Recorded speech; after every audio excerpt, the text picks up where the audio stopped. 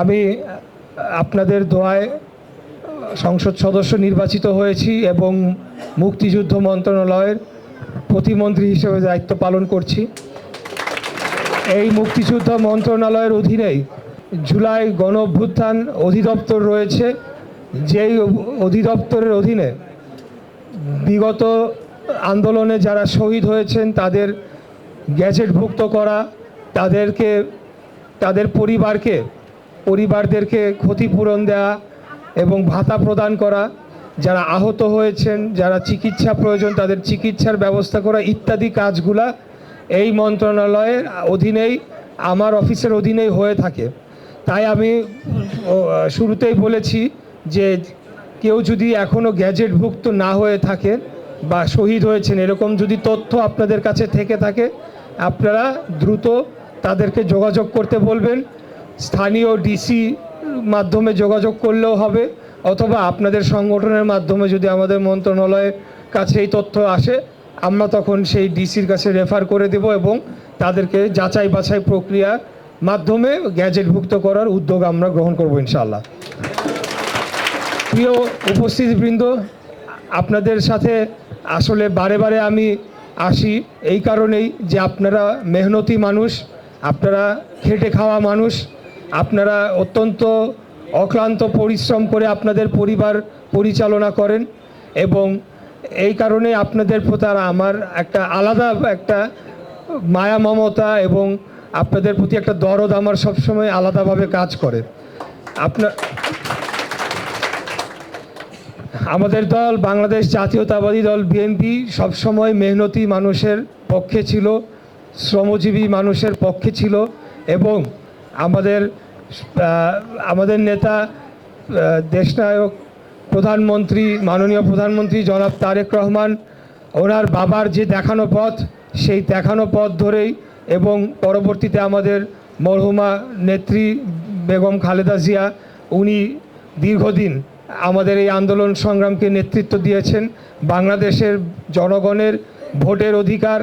কথা বলার অধিকার, গণতান্ত্রিক অধিকার এবং বাংলাদেশ রাষ্ট্রের স্বাধীনতা, সার্বভৌমত্ব এগুলোকে রক্ষা করার জন্যে আমরা দীর্ঘদিন যাবৎ আন্দোলন সংগ্রাম লড়াই করে গিয়েছি। আমরা যেন আমাদের এই আদর্শ থেকে বিচ্যুত না হই। বাংলাদেশের জনগণ আমাদের প্রতি যে আশা রেখেছে, যে প্রত্যাশা জনগণের রয়েছে, সেই প্রত্যাশা যাতে আমরা সামনের দিনে পূরণ করতে পারি, বাংলাদেশের ধনী এবং গরিবের মাঝে পার্থক্য কমিয়ে আমরা যাতে দারিদ্র্যের হার কমিয়ে আনতে পারি এবং দারিদ্র্য শূন্য আমরা বাংলাদেশ যাতে আগামী দিনে গড়তে পারি, সেটার জন্য আমরা এখনই একটা ভিত্তি রচনা করতে চাই, যাতে আগামী দিনে আমাদের দেশে দারিদ্র্য সীমার নিচে কেউ বসবাস না করে, কোনো পরিবার বসবাস না করে, কাউকে যাতে অর্ধাহারে অনাহারে কাউকে যাতে না থাকতে হয়, কারোর যাতে চিকিৎসার প্রয়োজন কিন্তু অর্থের অভাবে চিকিৎসা করাতে পারছে না সেরকম বাংলাদেশ যাতে আমাদের না থাকে, কারো যাতে বাসস্থানের না থাকার ফলে রাস্তাঘাটে তাদেরকে ঘুমিয়ে না থাকতে হয়, এরকম একটা বাংলাদেশ আমরা আগামী দিনে গড়ে তুলতে চাই। আমরা চাই যে বাংলাদেশের 95% অর্থ সম্পদ যে গুটি কয়েক ব্যক্তির কাছে বন্দী হয়ে গিয়েছে 5% মানুষের কাছে, সেটার থেকে আমরা বাংলাদেশকে মুক্ত করে যাতে সম্পদের একটা সুষ্ঠু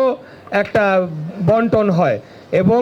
আমরা ধনী গরিবের মাঝে যাতে পার্থক্যটা কমে আসে, সেই বাংলাদেশ আমরা গড়ার জন্যেই দীর্ঘদিন যাবৎ আন্দোলন সংগ্রাম লড়াই করেছি। আমাদের এই আন্দোলন সংগ্রাম এবং আমাদের রাজনৈতিক সংগ্রাম সেটা চলমান থাকবে ইনশাআল্লাহ। আপনারা জানেন যে বিগত দিনে বাংলাদেশের স্বাধীনতা, সার্বভৌমত্বকে হত্যা করে বাংলাদেশের গণতন্ত্রকে হত্যা করা হয়েছিল, বাংলাদেশকে একটা ভিনদেশি রাষ্ট্রের কাছে বিক্রি করে দেওয়া হয়েছিল। যেভাবে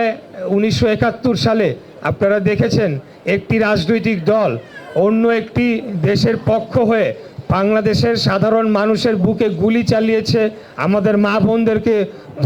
ধর্ষণ করেছে এবং